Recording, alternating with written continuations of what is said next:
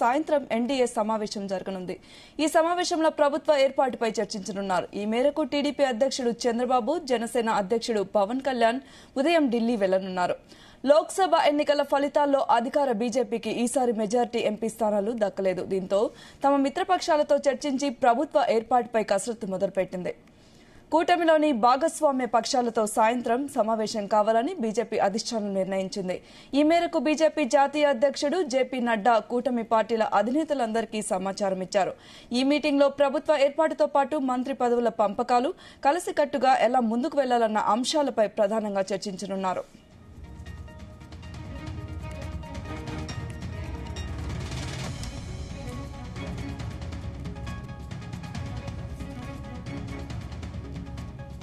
ఇక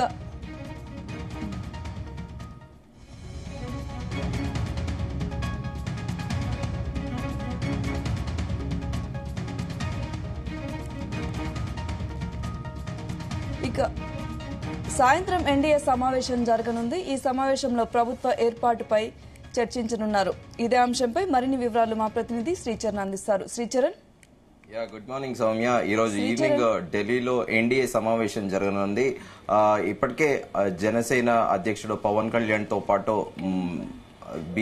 టీడీపీ అధ్యక్షుడు నారా చంద్రబాబు నాయుడు కూడా ఈ రోజు ఉదయం ఢిల్లీ వెళ్లనున్నారు. ఈసారి ఎన్డీఏ అలయన్స్ లో, నేషనల్ డెమోక్రటిక్ అలయన్స్ లో ఉన్న మిత్రపక్షాల భాగస్వామ్యాలందరికీ కూడా ఈ మీటింగ్ కి ఆహ్వానించారు బీజేపీ జాతీయ అధ్యక్షుడు జేపీ నడ్డా. ఎందుకంటే ఈసారి బీజేపీకి ఆశించినన్ని పార్లమెంట్ స్థానాలు రాకపోవడం, సో ఇప్పుడు డెఫినెట్ గా కూడా తమ కూటమిలో ఉన్న ఎన్డీఏలో ఉన్న పార్టీల పైన కూడా బీజేపీ డిపెండ్ కావాల్సి వస్తుంది. ఈ నేపథ్యంలో సాయంత్రము అన్ని పార్టీలు మిత్రకూటమి అందరితోని కూడా బీజేపీ అధిష్టానం ఈ రోజు ఢిల్లీలో సమావేశం నిర్వహించనున్నారు. కొత్త ప్రభుత్వం ఏర్పాటుకు కావాల్సిన మద్దతు, అలాగే మంత్రి పదవులు, కేటాయింపులు వాటిపైన కూడా ఈ రోజు సాయంత్రం చర్చించే అవకాశం ఉంది.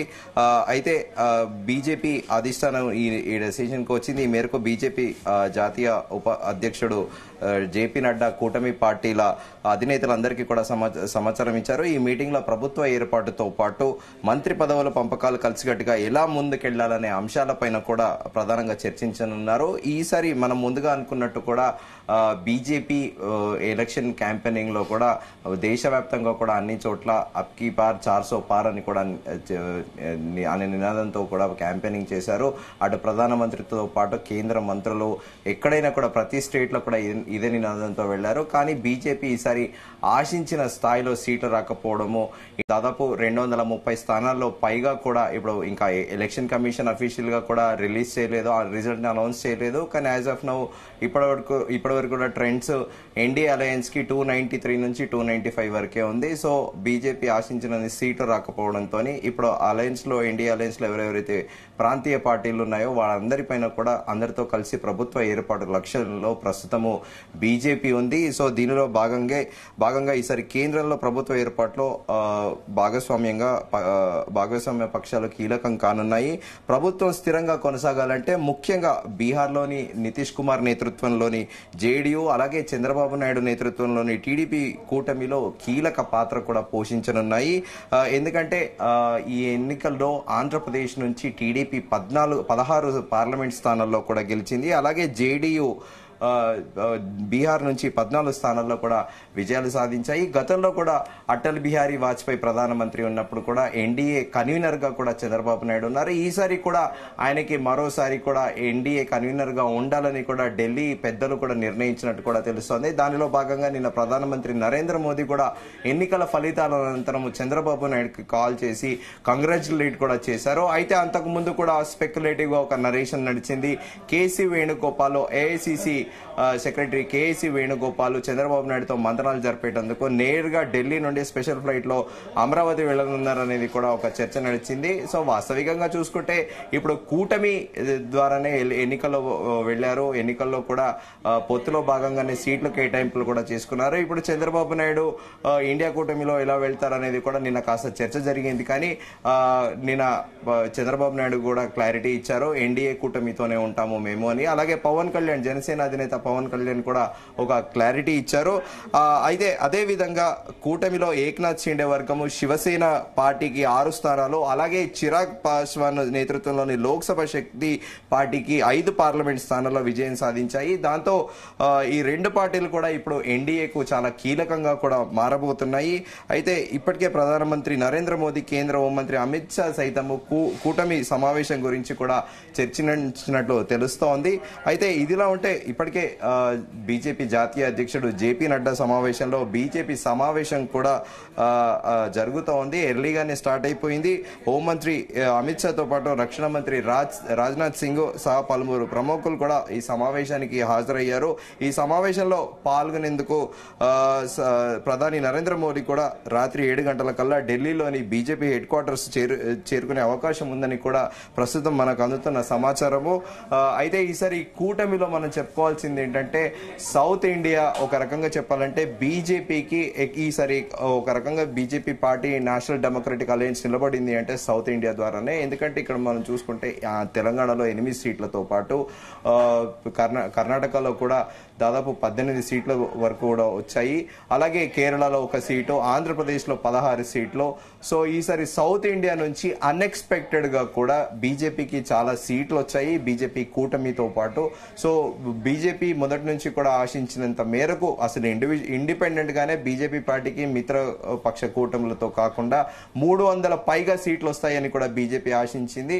కానీ రియాలిటీలో మాత్రము బీజేపీకి చాలా తక్కువ సీట్లు వచ్చాయి. ఈసారి కూటమి తప్పని పరిస్థితులలో కూడా తమ మిత్రపక్షాలతో వెళ్లి ప్రభుత్వం ఏర్పాటు చేయాల్సిన పరిస్థితి ప్రస్తుతం బీజేపీకి వచ్చింది. సో దానికి కారణాలు అనేకము కూడా అని చెప్పుకోవచ్చు. కాంగ్రెస్ ఇండియా కూటమి ఎక్కడ సక్సీడ్ అయిందంటే రిజర్వేషన్ల విషయంలో బీజేపీ ప్రభుత్వం బీజేపీ మళ్లీ అధికారంలోకి వస్తే రాజ్యాంగాన్ని మారుస్తుంది, రిజర్వేషన్లు రద్దు చేస్తుంది అని పదే కూడా ఇండియా కూటమి నాయకులు ఇటు రాహుల్ గాంధీ కానీ అలాగే మల్లికార్జున్ ఖర్గే కానీ అందరూ నేతలు కూడా ఈ ప్రచారం చేశారు. దానిలో భాగంగా కూడా కొద్దిగా సక్సీడ్ అయ్యారు. నార్త్ స్టేట్లలో కొంతమంది ఒక స్పెక్యులేటివ్ గా కూడా నరేషన్ నడుస్తోంది. జాట్లు, రాజ్పుతులు కూడా బీజేపీకి అగేనెస్ట్ గా ఉన్నారు. ఉత్తరప్రదేశ్ లో ఎన్నడూ లేని విధంగా కూడా ఈసారి ఆల్మోస్ట్ 60 to 70 సీట్స్ ఎక్స్పెక్ట్ చేశారు బీజేపీ, కానీ చాలా తక్కువ సీట్లు వచ్చాయి. సో అది కూడా ఒక ప్రచారంలో ఉంది.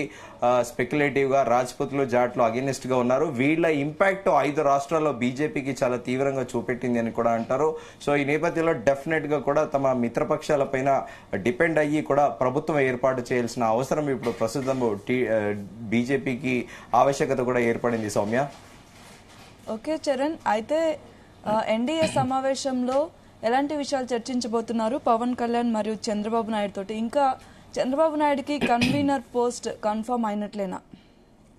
ఆల్మోస్ట్ నిన్న కూడా ఇది విస్తృతంగా చర్చ నడిచింది. దీనిపైన మరోసారి కూడా ఎన్డీఏ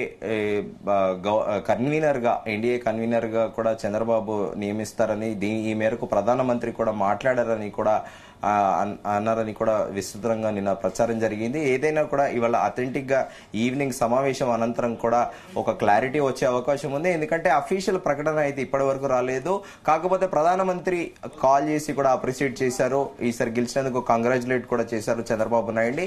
సో చంద్రబాబు నాయుడు కూడా క్లియర్ గా చెప్పారు ఎన్డీఏ అలయన్స్ తో వెళ్తున్నానని, కానీ కన్వీనర్ గా ఉండమని బీజేపీ పెద్దలు కోరారని మాత్రము సమాచారం ఉంది. కానీ దానికి అఫీషియల్ గా బీజేపీ పెద్దలు అనౌన్స్ చేస్తే దానికి ఒక అథెంటిసిటీ ఉందని కూడా మనం చెప్పుకోవచ్చు. సౌమ్య.